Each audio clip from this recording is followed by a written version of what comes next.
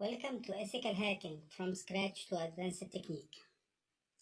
Today we are going to talk about social engineering, and we're going to take many examples of how to use social engineering to compromise the system.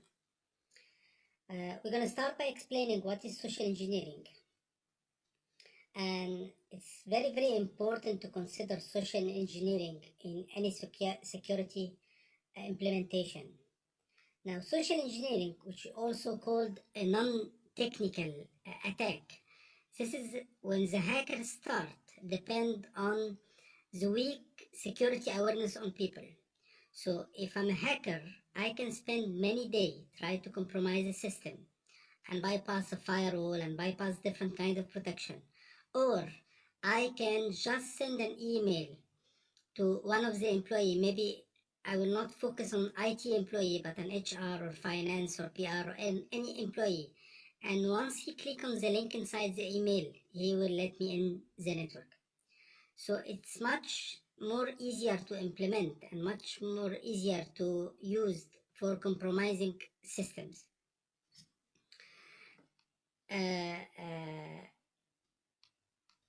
Security element. In any organization, we have three different elements that you need to secure. We have the technology, and this can be secured by implementing appliance and software like firewall, IDS, IPS.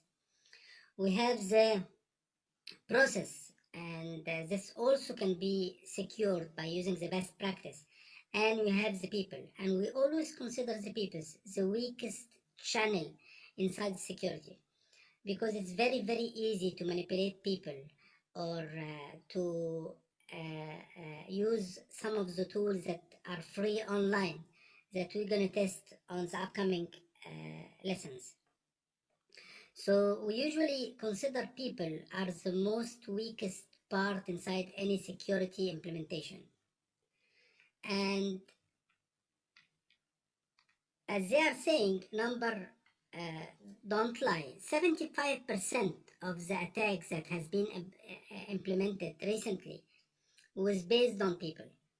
Someone get an email, it has an attachment or a link or something like that, and he maybe intentionally or non-intentionally open this attachment or click on this link, and by doing that he will allow an intruder to get into the network.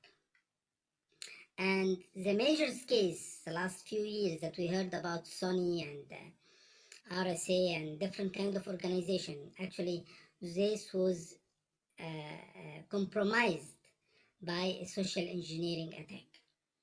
So what we're going to explain in this section is what tools can we use for social engineering. So what I'm trying to explain here is that people can be a weakness point for any system. And let me give you a small example.